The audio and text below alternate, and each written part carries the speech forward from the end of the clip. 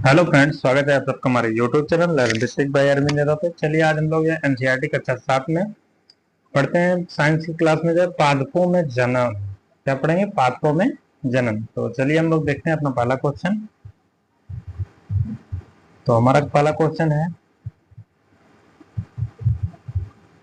कायिक प्रवर्धन के संदर्भ में निम्नलिखित कथनों में से जो है कौन सा कथन सही है? कायिक प्रवर्धन द्वारा पादप कम अवधि में उगाए जा सकते हैं। कायिक अवधि के द्वारा जो है पादप कम अवधि में उगाए जा सकते हैं। बीजों द्वारा जो है उगाए जाने वाले पादपों की अपेक्षा जो है कायिक प्रवर्धन द्वारा उत्पन्न पादपों में पुष्प और फल आने में जो है अधिक समय लगता है। तो इसमें करेक्ट आंसर जो है कौन सा है? करेक्ट आंसर ऑप्शन नंबर 1 हो जाएगा। कायिक प्रवर्धन द्वारा पादप कम अवधि में उगाए जा सकते हैं। नेक्स्ट क्वेश्चन, विभिन्न सजीवों में जनन के संदर्भ में निम्नलिखित में से कौन सा कथन सही है? तो इसमें ईस्ट में जनन मुकुलन के माध्यम से होता है, ये भी सही है। शैवाल में जनन प्रक्रिया खंडन के माध्यम से उत्पन्न होती है, ये भी सही है। मांस और फर्न में जनन बीजाणुओं द्वारा जो है होता है। मांस और फर्न में जो जनन होता है बीजाणुओं के द्वारा जो है होता है। तो करेक्ट आंसर उपयुक्त तीनों हो जाएंगे। एक कोशिकीय जीव जिसमें अजवायवीय श्वसन होता है उसे क्या कहते हैं? उसे ईस्ट कहते हैं। क्या कहते हैं? ईस्ट कहते हैं। और मुकुलन द्वारा अलैंगिक जनन, मुकुलन के द्वारा अलैंगिक जनन किसमें होता है? ईस्ट में जो है होता है। किस पादप जनन में बिना बीज के नए पादप उत्पन्न हो जाते हैं? अलैंगिक जनन में ऐसा होता है। कौन सा जनन निम्न विधियों जैसे कायिक प्रवर्धन, मुकुलन, विखंडन और बीजाणु के निर्माण से होता है? अलैंगिक जनन का जो है, अलैंगिक जनन जो है ऐसा करता है। निम्नलिखित में से किस पादप में मूल, तने, पत्ती, कली से नया पौधा प्राप्त किया जाता है? किसमें? कायिक प्रवर्धन में। किसमें? कायिक प्रवर्धन में जो है ऐसा होता है। निम्नलिखित में से कौन सा एक लिंगी पादप है? पपीता जो है एक लिंगी पादप है। सत्य फल किसमें विकसित होता है? सत्य फल जो है अंडाशय में विकसित होता है। किसमें? अंडाशय में। कौन सा अस्थायी ऊतक एक पौधे के कठोर और मजबूत बनाता है? कौन सा अस्थायी ऊतक एक पौधे को जो है कठोर और मजबूत बनाता है? कौन? स्क्लेरन काइमा। नेक्स्ट हमारा, निम्नलिखित में से कौन सा एक लिंगी पुष्प का उदाहरण है? एक लिंगी पुष्प का उदाहरण जो है मक्का हो जाता है। ककड़ी और खीरा के पौधे में होता है, ये भी जो है एक लिंगी होते हैं। निम्नलिखित में से कौन द्विलिंगी पौधों में उगने वाले पुष्प हैं? तो सरसों जो है द्विलिंगी हो जाता है। निम्नलिखित में से कौन से पौधों में जो है उगने वाले पुष्प द्विलिंगी पुष्प का उदाहरण है? गुलाब का फूल यानी गुलाब। पुटनिया पौधों में उगने वाले पुष्प किसके उदाहरण? द्विलिंगी के उदाहरण है। ऐसे पुष्प जिसमें केवल एक पुंकेसर था एक स्त्री केसर उपस्थित होता है उसे एक लिंगी कहते हैं। जिन पुष्पों में पुंकेसर और स्त्री केसर जो है दोनों ही हो उसे क्या कहते हैं? उसे जो है द्विलिंगी कहते हैं। एक लिंगी में या तो केवल पुंकेसर होगा या तो केवल स्त्री केसर होगा, वहां पे जो है एक लिंगी होता है जिसमें जो है दोनों पाए जाते हैं, उसे द्विलिंगी कहा जाता है। एकल पुष्प के संदर्भ में निम्नलिखित कथनों में से कौन सा कथन सही है? एक लिंगी पुष्प में या तो केवल पुंकेसर अथवा या तो केवल जो है स्त्री केसर उपस्थित होता है। दूसरा हमारा, सरसों, गुलाब, पुटीनिया के पौधों में उगने वाले पुष्प एक लिंगी के उदाहरण है। तो ये एक लिंगी ना होकर ये द्विलिंगी होते हैं। तो इसका करेक्ट आंसर उपयुक्त में से ऑप्शन 1 हो जाएगा। यदि पुष्प परागण उसी पुष्प के वर्तिकाग्र पर गिरता है यदि परागण उसी पुष्प के वर्तिकाग्र पर गिरता है तो उसे कहते हैं, उसे जो है स्वपरागण कहते हैं। क्या कहते हैं? स्वपरागण। निम्न में से कौन सा कथन सही है? पादप का जनन भाग तना होता है। नर और मादा युग्मक का प्रक्रम परागण कहलाता है। परिपक्व होने पर परिपक्व होने पर अंडाशय फल में विकसित हो जाता है। डबल रोटी का फफूंद बीजाणु द्वारा उत्पन्न होने वाला एक पादप जीव है। तो इसमें करेक्ट आंसर जो है तीसरा और चौथा जो है करेक्ट हो जाएंगे। नेक्स्ट हमारा, पादप का जनन भाग होता है। पादप का जो जनन भाग है वो पुष्प होता है। नर और मादा युग्मक के युग्मन के प्रक्रम को क्या कहते हैं? तो उसको क्या कहते हैं? निषेचन कहते हैं। निम्नलिखित में से किस फूलों का विकास अंडाशय को छोड़कर पुष्प के किसी अन्य भाग के द्वारा जो है होता है? तो असत्य फल में ऐसा होता है। नेक्स्ट हमारा, परागण किसे कहते हैं? परागण किसे कहते हैं? पुंकेसर को जो है परागण कहा जाता है।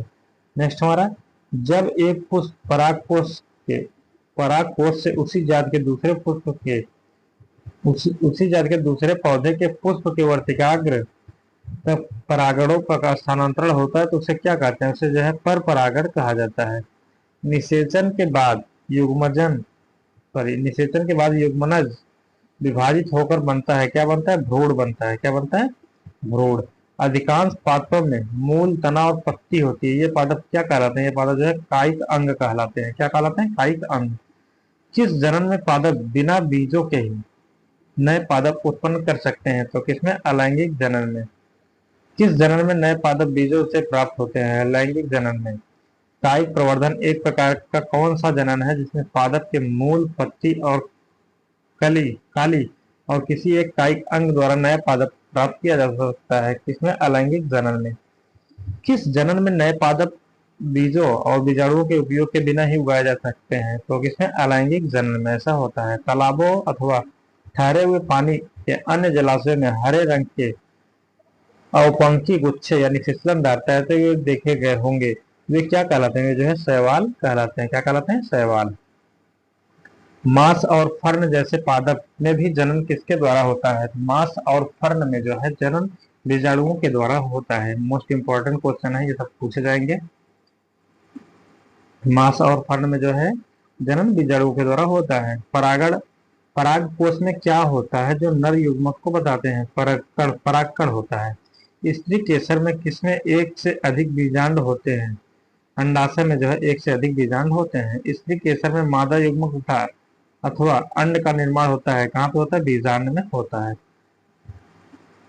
आनुवंशिक पदार्थ का विनिमय कब होता है? आनुवंशिक पदार्थ का विनिमय कब होता है? लैंगिक जनन के द्वारा जो है होता है।